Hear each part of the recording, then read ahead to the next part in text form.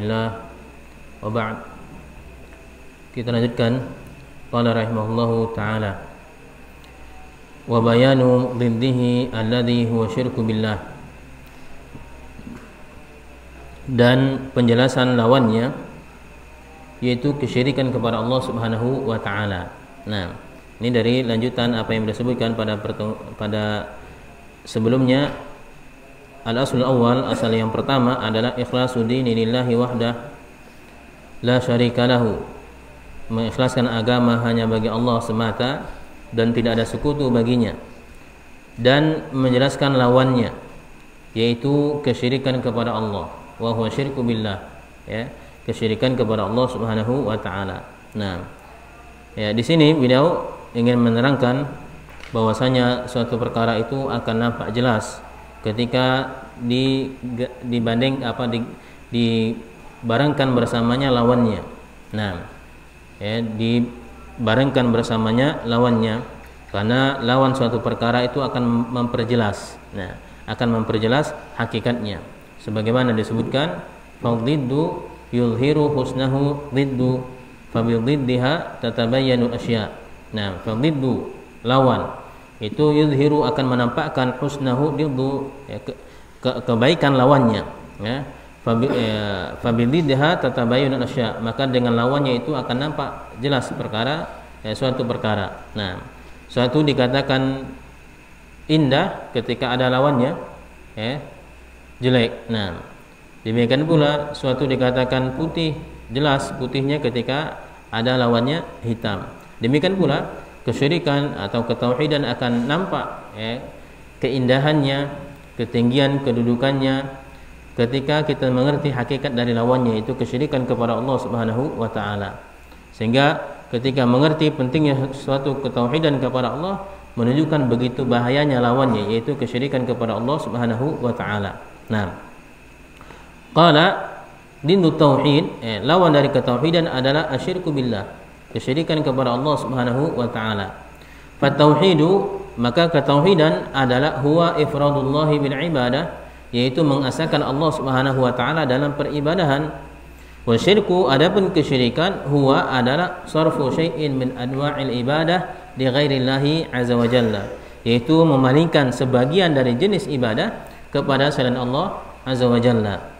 Kadzabhi, seperti seorang menyembelih, wa nadri, seorang bernazar, wa du'a, seorang berdoa, wal istighatha, seorang beristighatha, ila akhir anwa'il ibadat, ya, sampai ke jenis yang lainnya dari macam-macam ibadah. Nah, artinya yang namanya kesyirikan itulah bentuknya. Hadza huwa syirku, inilah kesyirikan. Nah, inilah kesyirikan, yaitu seorang memalingkan dari ibadahnya kepada selain Allah Subhanahu wa taala, apapun dari jenis ibadah tersebut. Nah, bahkan meskipun ibadah yang dia lakukan itu kelihatan sepele, kelihatan ringan, kecil bahkan. Nah, sebagaimana dimaklumi hadis Dzubab, ya, hadis Dzubab, itu seorang yang masuk surga gara-gara seekor lalat, dan masuk neraka karena seekor lalat. Nah, dia menyembelih untuk selain Allah Subhanahu wa taala, dia jadikan hal tersebut untuk dia bertaqarrub kepada selain Allah. Nah, sehingga dengan sebab seekor lalat tersebut dijadikan dia sebagai penghuni neraka. Waliya'udzubillah. Dikarenakan dia memberikan ibadahnya kepada selain Allah Subhanahu wa taala. Tidak dilihat apakah dia yang disembelih adalah kerbau, sapi, dan misalnya. Kalau seekor lalat tidak.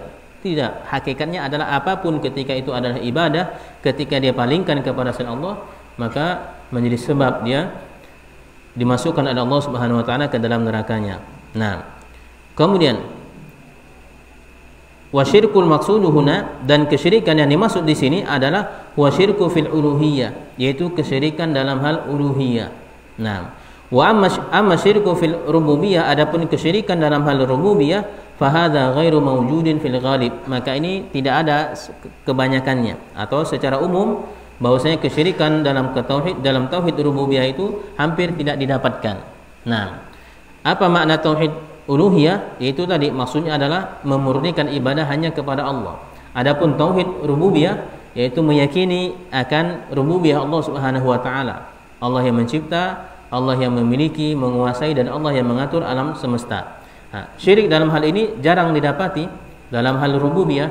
Nah, adapun yang dimaksudkan beliau di sini penjelasan lawannya itu kesyirikan kepada Allah adalah syirik dalam hal uluhiyah Allah Subhanahu wa taala. Nah, fal umamu maka umat-umat terdahulu kulluha mukirratun bi tauhidir rububiyah, semuanya mereka meyakini akan tauhid rububiyah, mengikrarkan akan tauhid rububiyah iqtiraran. Dengan apa? Bentuk iqtiraran. Iqtiraran itu kalau dalam bahasa sebagaimana disebutkan oleh Imam Ibnu Utsaimin dalam syarah Thalatsatul Usul, yang tidak diperlukan apa? Tidak diperlukan bi ghairi nadharin wala istidlalin, tanpa memerlukan dalil, tanpa memerlukan penelitian. Nah, semua orang telah meyakininya.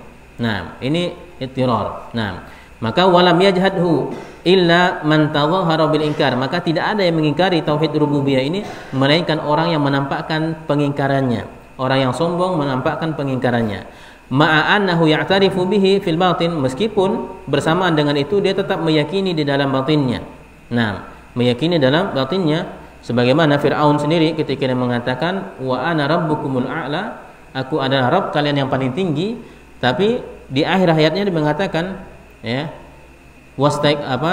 meyakini akan kebenaran yang dibawa oleh Nabi Musa alaihissalam. Dia Allah sebutkan dalam Al-Qur'an wastaiqanatha anfusuhum zulman wa 'uluwa.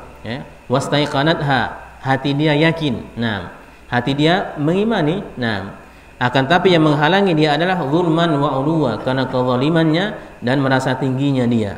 Nah, hakikatnya dia meyakini, dia tidak mengingkari. Nah, yang menjadi sebab dia menantang adalah karena dia merasa tinggi.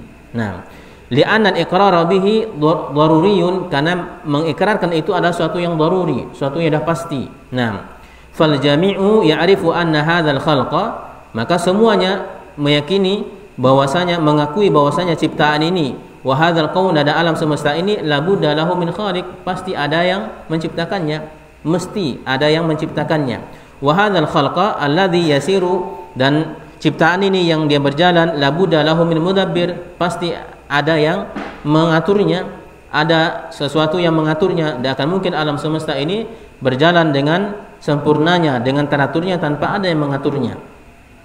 Walaysa mawjudan bimujarradi sudfah, dan tidak ada sesuatu yang ada itu bimujarradi sudfah, dia datang tiba-tiba, au mawjudan min nafsihi, atau dia datang dengan dirinya sendiri, artinya dia mengadakan dirinya sendiri. Ini tidak akan ada hal yang demikian. Bahkan orang-orang yang menuhankan akalnya pun dia akan menolak bahwasanya tidak ada suatu itu ada dengan sendirinya, dengan tiba-tiba.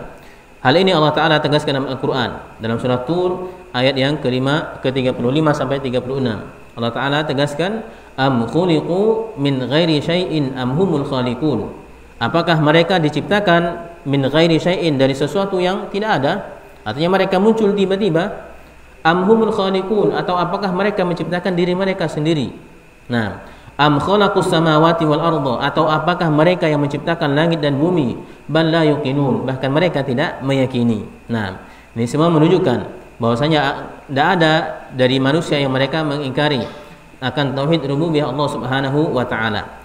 Maka fal iqraru bi tauhidir rububiyah, maka keyakinan seorang terhadap tauhid rububiyah daruriyun, suatu yang darurat, wa fitriyun, suatu yang difitrahkan oleh Allah Subhanahu wa taala. Lakin la yakfi, akan tapi hal tersebut tidak cukup, tidak cukup menjadikan dia sebagai seorang muslim.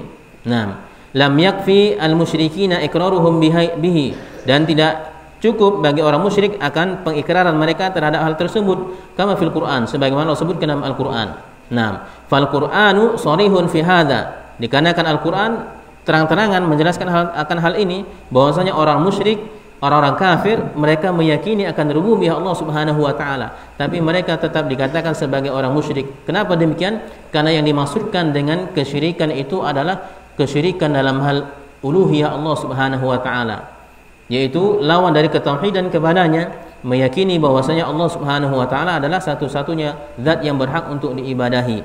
Allah tegaskan dalam surah Az-Zukhruf ayat 87, wa la in sa'altahum man khalaqahum madza yujibuna Allah. Nah, la in sa'altahum, apabila kamu bertanya kepada mereka hai Muhammad, man khalaqahum, siapa yang menciptakan mereka, Maka beliau potong ayat ini, beliau katakan madza yujibun, apa yang akan mereka jawab? Nah, yujibun, maka pasti mereka akan menjawab. Ini Allah tegaskan dalam Al-Qur'an, lanjutan ayatnya, Allah yang menciptakan mereka adalah Allah.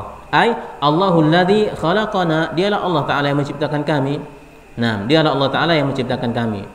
Demikian pula dalam ayat yang lain Allah Ta'ala tegaskan, la in sa'altahum man khalaqas samawati wal arda. Nah, atau qul may yarzuqukum minas sama'i wal ardi amma yamliku sam'a wal absara wa may yukhrijul hayya minal mayyiti wa may yudabbirul amra fasayaquluna Allah.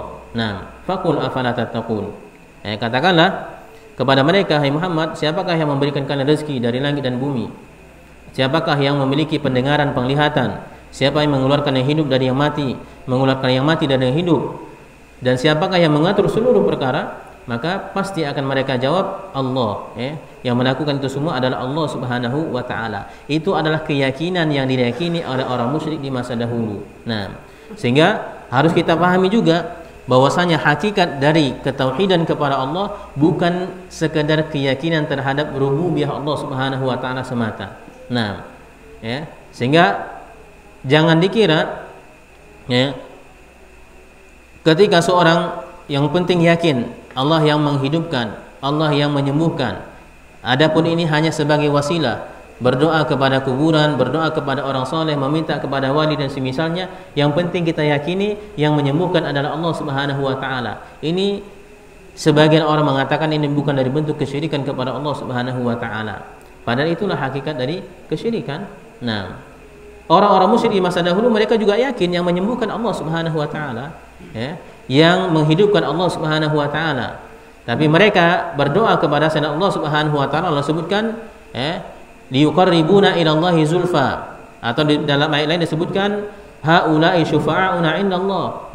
Tujuan mereka adalah agar mereka didekatkan dengan Allah dengan sedekat-dekatnya, atau tujuan yang lainnya mereka katakan mereka yang kami berdoa kepadanya, kami beribadah kepadanya adalah mereka nanti sebagai pemberi syafaat kami di sisi Allah Subhanahu wa Ta'ala. Itu alasan mereka. Nah, bukan mereka meyakini bahwasanya mereka berdoa kepadanya bisa menghidupkan, bisa menyembuhkan, bisa memberikan rezeki. Nah, karena itu semua telah diyakini mereka hanyalah perbuatan Allah Subhanahu wa Ta'ala. Nah, hadza huwa tauhidur rububiyah. Maka inilah tauhid rububiyah, meyakini Allah Subhanahu wa Ta'ala yang mencipta. Fal matlubu, maka yang dituntut, yang diminta, yang diinginkan di sini adalah huwa tauhidul uluhiyah, yaitu tauhid uluhiyah. Nah, hadzal ladzi hasala fihi an-naza', inilah yang terjadi padanya pertikaian, mukhtilaf dan perselisihan, wal khisam, sama perperangan, baina rusuli wal umam, antara para rasul dan para umatnya. Wa baina du'ati ila Allah, dan di antara dai kepada Allah Subhanahu wa Ta'ala, wa bainan nas, dan di antara manusia. Ini yang menjadi perselisihan di tengah mereka. Hadza huwa alladzi fihi khusumah, inilah yang padanya ada pertikaian. Fihil qital, dan padanya ada peperangan. Wa fihi ma yata'allaqu bidzalika minal wala wal bara wa ghairi dzalika, dan pada hal ini pula yang terkait padanya, terkait wala dan bara kita. Dan selainnya dari perkara-perkara yang lainnya adalah yang diinginkan tauhid uluhiyah Allah Subhanahu wa Ta'ala, yaitu memalingkan ibadah hanya kepada Allah Subhanahu wa Ta'ala. Kemudian beliau lanjutkan, qala wa qaulu aktsaril Qur'an.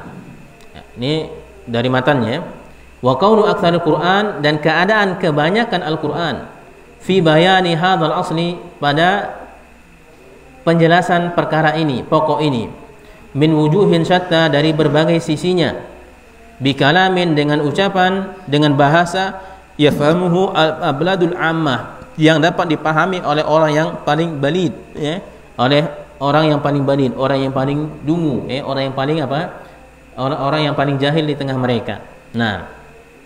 Artinya apa?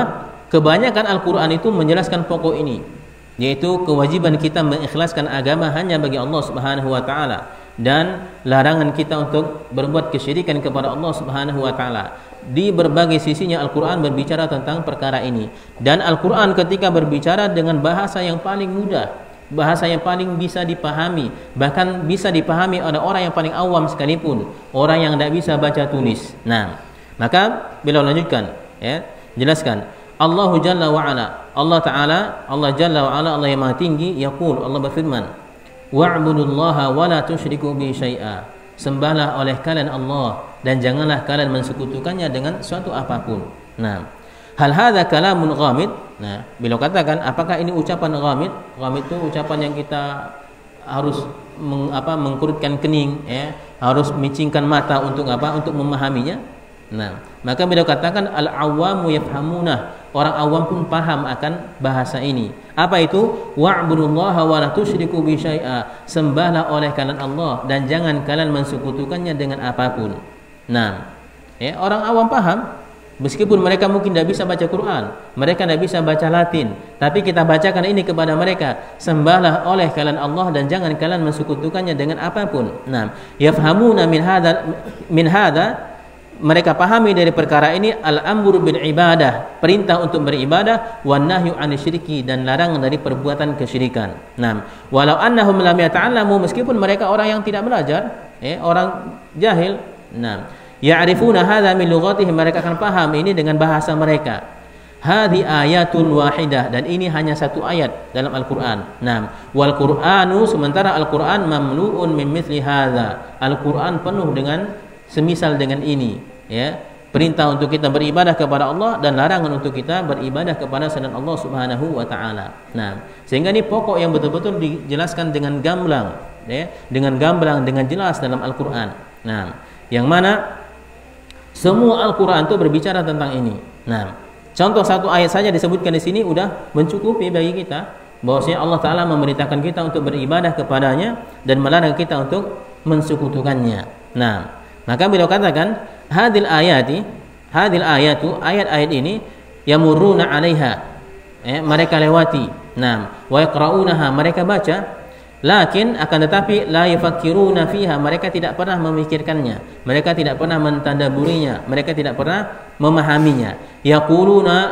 Yaqulullahu ta'ala, Allah Ta'ala berfirman, wa'budullaha wa la tusyriku bi syai'a, ya, sembahlah oleh kalian Allah dan janganlah kalian mensekutukannya dengan apapun. Wa hum yaqulun, dalam keadaan di sisi lain mereka mengatakan ya Ali, ya, wahai Ali, aghithna, ya Husain, ya Badawi, ya Tijani. Nah, ini sesembahan-sesembahan yang mereka sembah. Ya Abdul Qadir. Nah, yasrakhuna wa yasihuna wa yunaduna bi'ala aswatihim, bahkan mereka berteriak-teriak memanggil ini, ya, menyeru nama-nama ini, ya fulan, wa fulan, hadza mayyit, padahal ini semua orang yang sudah meninggal, ya, orang yang sudah meninggal.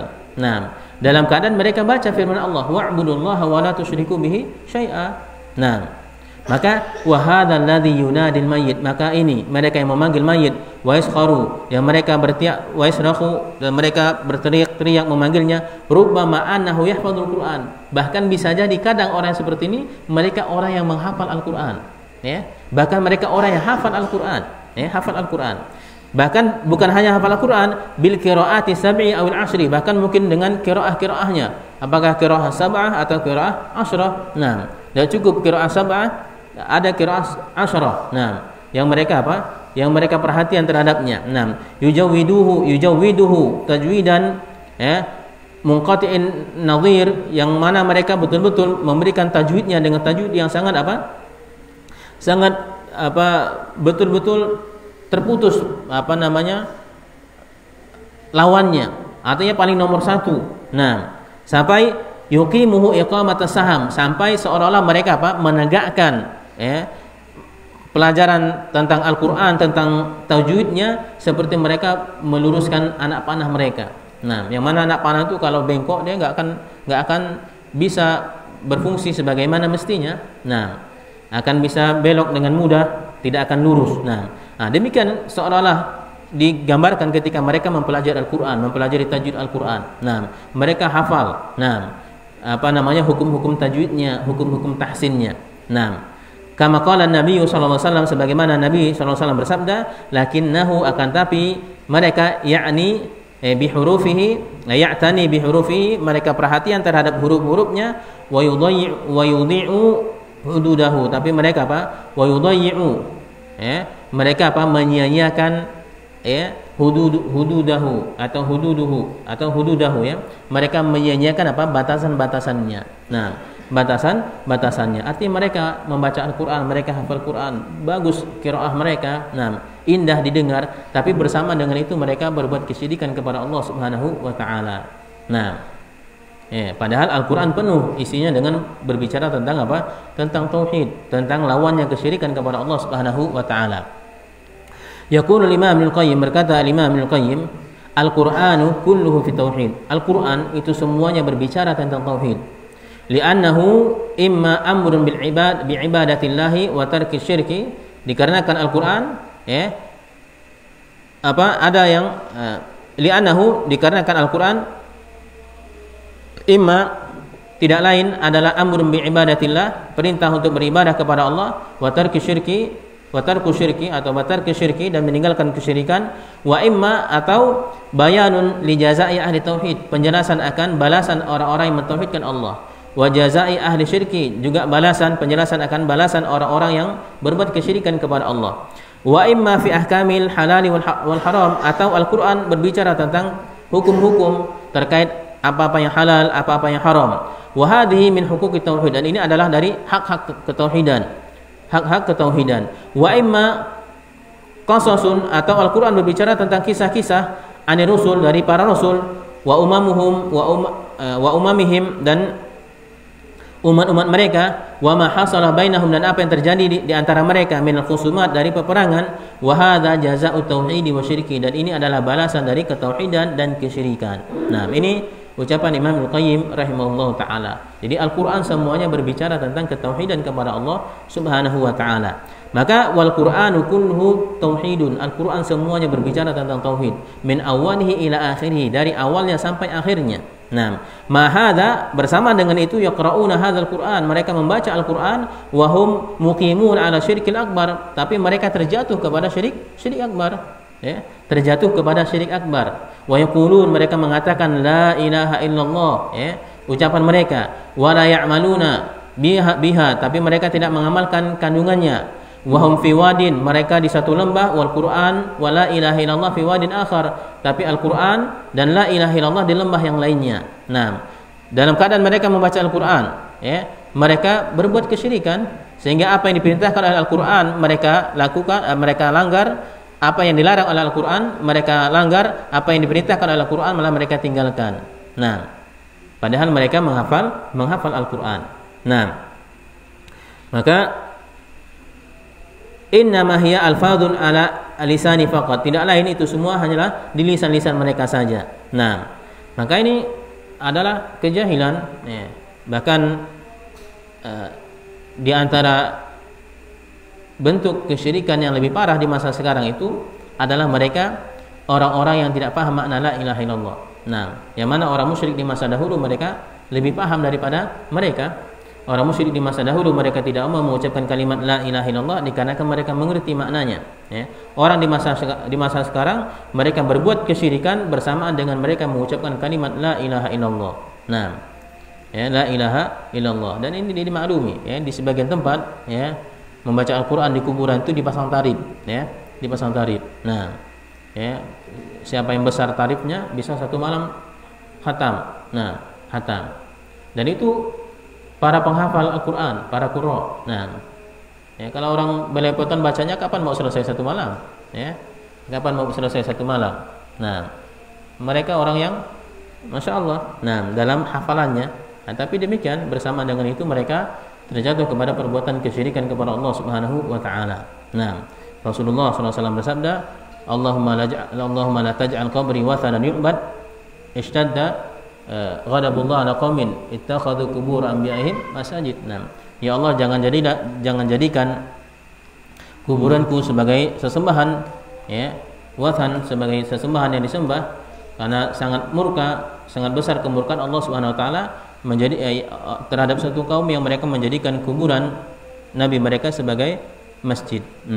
Maka di antara bentuk menjadikan kuburan sebagai masjid adalah menjadikan kuburan sebagai tempat ibadah, tempat ibadah. Rasulullah sallallahu alaihi wasallam bersabda, la taj'alu buyutakum maqabir, jangan kalian jadikan rumah kalian seperti kuburan. Artinya apa? Jangan kalian jadikan rumah kalian itu tidak pernah diibadahi sebagaimana halnya kuburan. Kuburan bukan tempat ibadah, Kuburan bukan tempat ibadah. Ya, kalau kita ke kuburan boleh kita sholat di kuburan kalau kita ingin mensolatkan jenazah. Nah, mungkin kita luput, tidak ikut hadir di waktu pensolatannya, maka kita datang ke kuburannya, kita sholat di situ. Kenapa dibolehkan? Karena di situ tidak ada bentuk ruku dan sujud. Nah, tidak ada bentuk ruku dan sujud. Itu dibolehkan, dikecualikan. Nah, adapun yang lainnya tidak dibolehkan. Ya, ketika kita di kuburan hanya dibolehkan kita mendoakan bagi si mayit. Nah, is'alu li akhikum as-sabat fa innahu al-ana yus'al. Mintalah kepada Allah terhadap sahabat kalian karena dia sekarang mintalah dia kekokohan, mintakanlah baginya kekokohan karena dia sekarang sedang ditanya oleh Allah Subhanahu wa taala, ditanya oleh malaikat. Nah, ini yang disunahkan oleh Nabi sallallahu alaihi wasallam. Nah, maka fanaqul, maka kita katakan kepadanya, atau lau tas'alu wahidan minhum, seandainya kamu tanya salah seorang di antara mereka, ma makna la ilaha illallah, apa makna la ilaha illallah, laqala laka, maka akan menjawab kepadamu, la adri, mereka akan menjawab tidak tahu. Nah, padahal mereka hafal Quran, mereka hafal Quran. Ana lam ata'allam, aku belum pernah belajar. Nah, ataupun nanti ketika mereka menjawab tadi hanya sekedar tauhid rububiyah.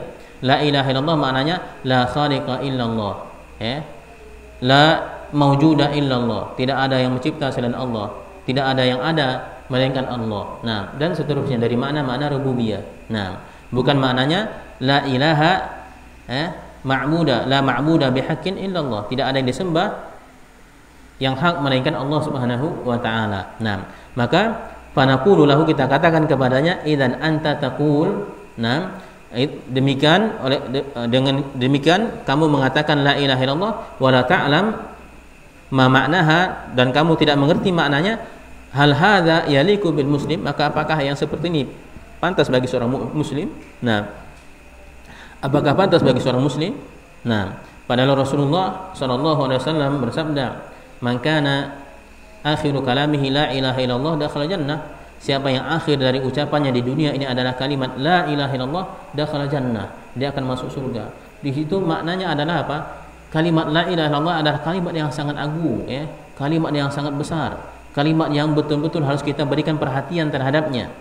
Pantaskah bagi seorang muslim dia tidak mengerti terhadap kalimat la ilaha illallah?